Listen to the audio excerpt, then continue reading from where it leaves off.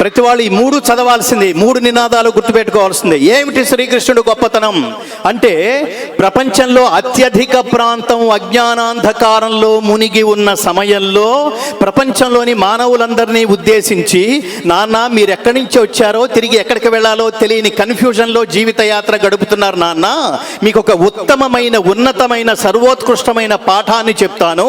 ఈ పాఠం కనుక మీరు తెలుసుకుంటే లైఫ్లో సెటిల్ అయిపోయినట్టే, నా అనుగ్రహం పరిపూర్ణంగా పొందగలిగినట్టే, సమాజం అనుగ్రహం పరిపూర్ణంగా పొందగలిగినట్టే. మీరు జీవించే 50, 60, 70, 80 సంవత్సరాల తర్వాత కూడా మీరు ఈ లోకంలో లేని కాలంలో కూడా లోకమంతా మిమ్మల్ని గుర్తు పెట్టుకునేట్టుగా జీవనం ఉత్తమమైన, ఆదర్శవంతమైన, శాంతిమయమైన, నిస్వార్థమైన జీవితం గడపాలంటే నేను ఒక అత్యద్భుతమైన పాఠం చెప్తాను నాన్న. ఈ పాఠం జాగ్రత్తగా విని ఫస్ట్ లెవెల్, రెండవ లెవెల్ జాగ్రత్తగా అర్థం చేసుకుని సెకండ్ లెవెల్, మూడో లెవెల్ అర్థం చేసుకున్న దాన్ని ఆచరించి, ఇది మూడో లెవెల్. నాలుగో లెవెల్ ఆచరించిన దాన్ని ప్రచారం చేసేవాడు ఎవడైతే ఉంటాడో వాడు ఈ లోకాలున్నంత కాలం క్షేమంగా ఉండిపోతారు నాన్న. అందుకని దయచేసి నేను చెప్పిన పాఠం వినండి అని తన ఉత్తమోత్తమైన శిష్యుడైన అర్జునుని నిమిత్తంగా చేసుకుని ప్రపంచ మానవాళికి, అండర్లైన్, ఇది దేశ కాల జాత్యాదులకు అతీతంగా, కులాలకి, మతాలకి, దేశాలకి, కాలాలకి, ప్రాంతాలకి అతీతంగా శ్రీకృష్ణ పరమాత్మ చెప్పిన, బోధించిన సార్వజనీనమైన, ఎక్స్పైరీ డేట్ లేని, కాలం చెల్లని, అత్యద్భుతమైన, ప్రపంచానికి చెందిన ఒకే ఒక్క పాఠం బోధించిన దేశం భారతదేశం. ఆ పాఠాన్ని బోధించిన విశ్వ గురువు పేరు, ఆ గురువు ఎవరు? కృష్ణం వందే జగద్గురుం. జగద్గురుం అంటే యూనివర్సల్ టీచర్. ఏ పరమాత్మ, ఏ టీచర్ అయితే ఒక పాఠం చెప్తే ప్రపంచంలో దేశ కాల జాత్యాదులకు అతీతంగా, అరే భలే అద్భుతంగా చెప్పాడు ఈ పాఠం, మనని ఉద్దేశించి చెప్పిందే అని ప్రతి ఒక్క మానవుడు భావిస్తాడు. అంత ఉన్నతమైన పాఠం చెప్పిన దేశంలో పుట్టినందుకు ఇటు ఒక పక్కన జై శ్రీకృష్ణ అనండి. దాంతో పాటు గుర్తుపెట్టుకోవాలి, మూడో పాఠం ఏం చెప్పాను, మూడో నినాదం ఏమి చెప్పాను? భారత్ మాతాకి. దీని నుంచి మనం నేర్చుకోవాల్సింది ఏమిటంటే, ఎందుకు భారత్ మాతాకి జై? భారతదేశంలో పుట్టినందుకు జై అయినా, ఏ ఇతర దేశంలో పుట్టినా కూడా జై అనేంత స్థాయి, సామర్థ్యం, సంస్కారం, సంస్కృతి ఇతర దేశాల్లో మనకు కనిపిస్తుందా అని ఒక్కసారి ఆలోచిస్తే గుర్తుపెట్టుకోండి, ఏ దేశమైనా లేదా ఏ వంశమైనా ఆ వంశంలోనో ఆ దేశంలోనో పుట్టిన వాళ్ళ గొప్పతనం, పుట్టిన వాళ్ళ మహనీయ తత్వం, పుట్టిన వాళ్ళ ఆదర్శ గుణం వల్లే ఆ దేశమో ఆ వంశమో ప్రకాశిస్తాయి. అది గుర్తుపెట్టుకోవాలి. ఎక్కడ శ్రీరామచంద్రుడు ఎవరి వంశము అంటే, వెనక 17 తరాల మా వంశం గొప్పతనం తెలుసుకోవాలనుకుంటున్నాను గురుదేవా అన్నాడు శ్రీరామచంద్రుడు. ఎవరిని? యాగ సంరక్షణార్థం తనతో పాటు తీసుకువెళ్ళిన గురువైన విశ్వామిత్రుణ్ణి. అప్పుడు విశ్వామిత్రుడు, నాన్న నీ వంశ ప్రతిష్ఠ ఏమిటో చెప్తాను, మీరు ఎవరి వంశం వాళ్ళో తెలుసా? భగీరథుడు. ఇప్పుడు మీరు స్నానం చేయబోతుంది ఏ నదిలోనో తెలుసా? గంగా నది. దీని విశిష్టత ఏమిటో తెలుసా? ఇది భూలోకానికి ఎందుకు వచ్చిందో తెలుసా? అక్కడి నుంచి పాతాళానికి ఎందుకు వెళ్ళిందో తెలుసా? ఈ లోకానికి, ఆకాశ గంగను భూలోకానికి తీసుకువచ్చిన మీ వంశం వాడే నాన్న. 17 తరాల ముందు వాడు, మహాప్రతిష్టాత్మకమైన వాడు, మహా తపస్వి. ఆయన పేరు భగీరథుడు. తన వంశంలో తన పితరులకి సద్గతులను ప్రాప్తింపజేయడానికి 60,000 మంది సగర పుత్రులను, పాతాళంలో బూడిద కుప్పలై పడి ఉన్న సగర పుత్రుల మీదుగా గంగను ప్రవహింపచేస్తే తప్ప వాళ్ళకి శాంతి లేదు, వాళ్ళకి సద్గతులు ప్రసాదించవు అని తెలుసుకుని గంగ కోసం లక్షల సంవత్సరాలు తపస్సు చేశాడు మిత్రులారా. ఇది గుర్తుపెట్టుకోవాలి. అలా తపస్సు చేస్తే ప్రత్యక్షమైన గంగ నేను డైరెక్ట్గా భూమి మీద పడితే ఆ వేగాన్ని, ఆ శక్తిని, ఆ తాకిడిని ఈ భూమాత భరించలేదు. అందుకని ఆ వేగాన్ని, ఆ శక్తిని తగ్గించగలిగేవాడు పరమేశ్వరుడొక్కడే. మళ్ళీ ఆయన గురించి తపస్సు చేయి అంటే మళ్ళీ లక్షల సంవత్సరాలు తపస్సు చేశాడు. ఇదంతా ఆయన కోసం కాదు, గుర్తుపెట్టుకోవాలి.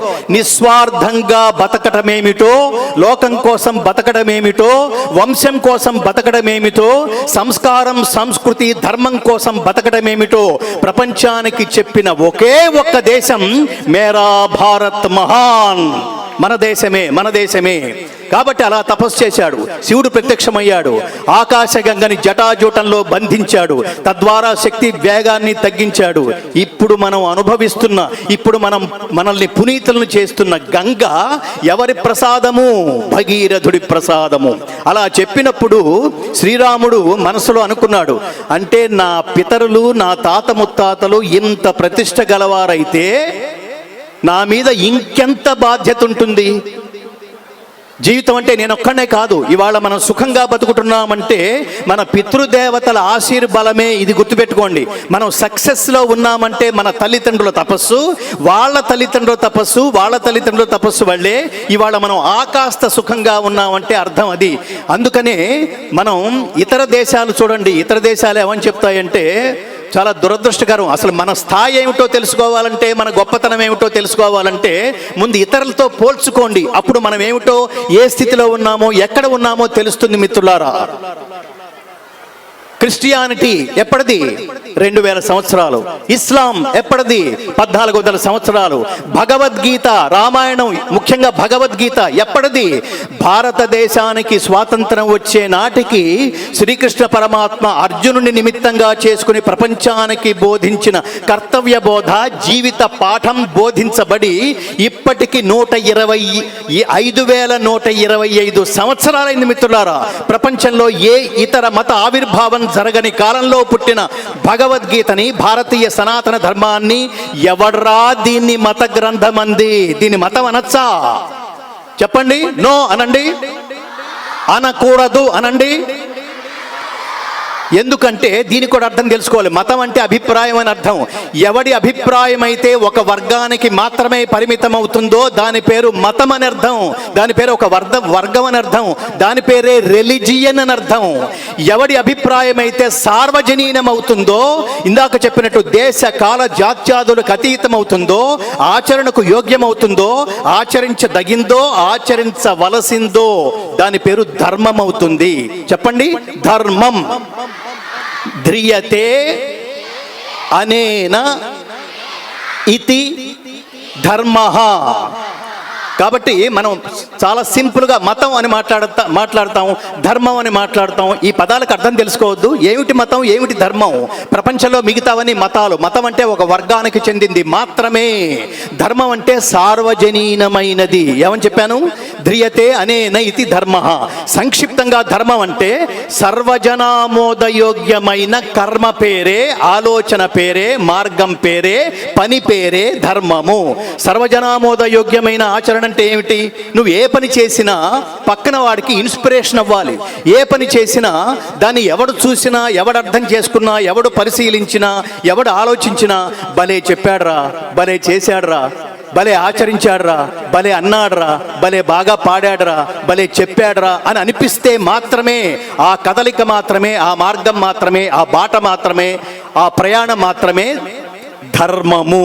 కాబట్టి చిన్న పిల్లల్లో నాకు ఇవాళ చాలా ఆనందంగా ఉంది. ఎందుకంటే ఈ భగవద్గీత ఆధ్యాత్మికతో కార్యక్రమం అనగానే 60 ఏళ్ళు, 70 ఏళ్ళు, 80 ఏళ్ళు దాటిన వాళ్ళు కార్యక్రమానికి ఎక్కువ మంది వస్తుంటారు. ఆ సమయంలో ధర్మం గురించి చెబితే ఏం ఉపయోగం ఉంటుంది? ఉదాహరణకి కృష్ణుడు అర్జునుడితో ఒక మాట మాట్లాడతాడు. త్యక్త్వోత్తిష్ట పరంతప. త్యక్త్వా వదిలిపెట్టు, ఉత్తిష్ట లే, పరంతప శత్రువులను తప్పింపచేయు ఓ అర్జునుడా లే అన్నాడు. ఏమి వదిలిపెట్టమన్నాడంటే క్షుద్రం హృదయ దౌర్బల్యం, నీచమైన ఈ మనోదౌర్బల్యమును వీడే. మనోదౌర్బల్యం అంటే ఏమిటి? మెంటల్ సిక్నెస్, మెంటల్ వీక్నెస్ అంటే ఏమిటి? నేను ఇది చేయలేను, అది మాత్రమే చేయగలను, నా శక్తి ఇంతే. ఇవాళ హనుమాన్ చాలీసా పారాయణం పెట్టడం అన్నది ఈ జాతికి నాకు తెలిసి నా ఇంతవరకు జీవిత ప్రయాణంలో ఇంతమంది విద్యార్థులతో కూడి బాల్య దశ